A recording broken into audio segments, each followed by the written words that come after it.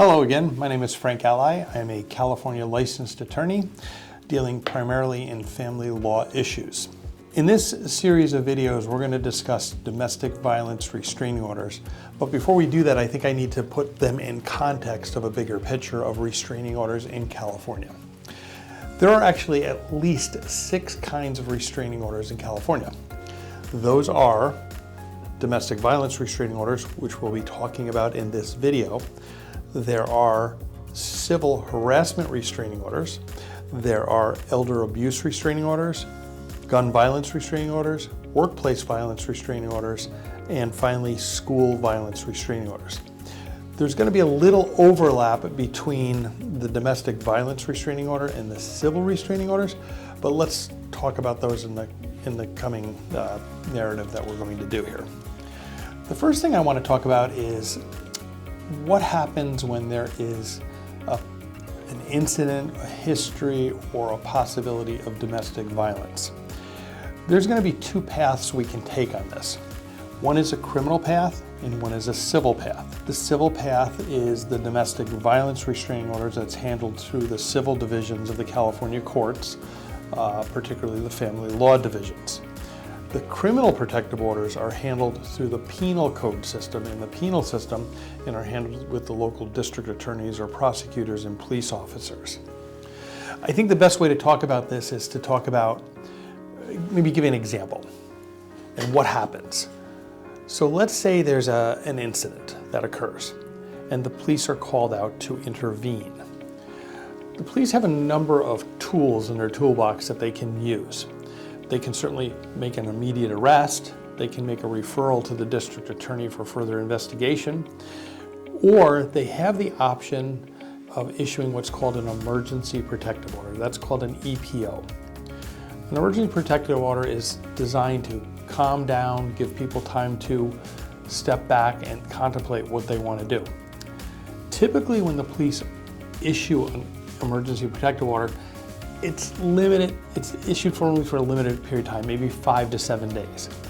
That will give the police on the penal system time to contemplate how they are going to proceed going forward, and also allow you as a potential victim to seek relief in the civil courts to get a domestic violence restraining order. There is not a mutual exclusivity on those 2 things. You can have the police and the district attorney pursuing a criminal protective order at the same time you do a domestic violence restraining order. There's no reason that you don't want to do that. In fact, if there is a potential of additional domestic violence and we need protection, I tell my clients, even though there is a criminal protective order going on, we should still go through it with the domestic violence. The reason is it's much more difficult to seek and receive relief on the criminal side of things, because in a criminal proceeding, you have to prove the domestic violence beyond a reasonable doubt. In the family courts, you have to prove the domestic violence by a preponderance of evidence. So if you look at it as the scales of justice, beyond a reasonable doubt means the person alleging the domestic violence has a huge job to make sure that case goes through, where on the civil or the family court matter, it's a preponderance of evidence, which means you only have to have 51 or 50.1% proof that in fact domestic violence occurred and relief is needed. So using both at the same time is probably a good idea. Better safe than sorry on these issues. Okay, so we have an incident and you've decided to pursue a domestic violence restraining order. What happens next? What you do is you make an application to the court through a request for a domestic violence restraining order. You file that with the court. No notice is required to the other person, and the court will review and generally within 24 hours make a decision on whether that temporary relief is appropriate. If it is, the court will then issue what's called a temporary domestic violence restraining order. We call those TROs. TRO stands for temporary restraining order. Once a temporary restraining order is issued and then it's served upon the perpetrator of the alleged violence, then you have temporary protection that's enforceable by the courts. These temporary domestic restraining orders can cover a number of things. They can be move-away orders, where one party is ordered to move out of the common residence. They can be stay-away orders to stay away from houses, cars, works, vehicles. They can include children if the children are somehow affected by the domestic violence in this case.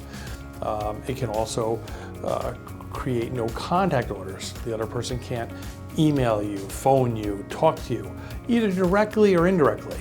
So if your spouse is now subject to a domestic violence restraining order, they can't have their family members call and talk to you on their behalf.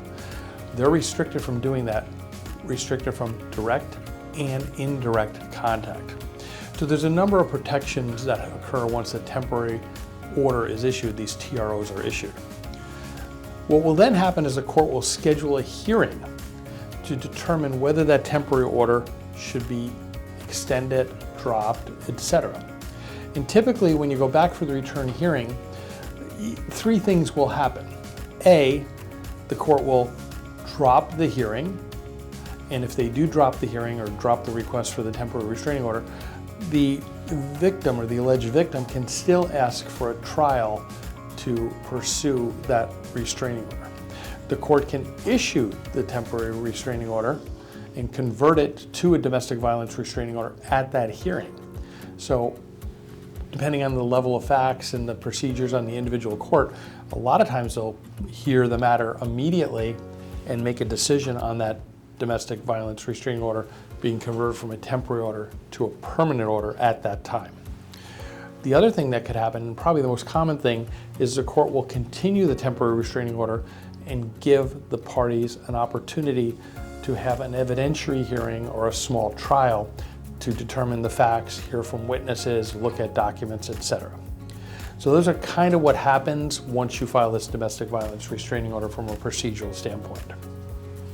I'm going to continue this series of videos next. The next video in the series in order will be what's the difference between a CPO and a DVRO, and we'll talk to you at that next video.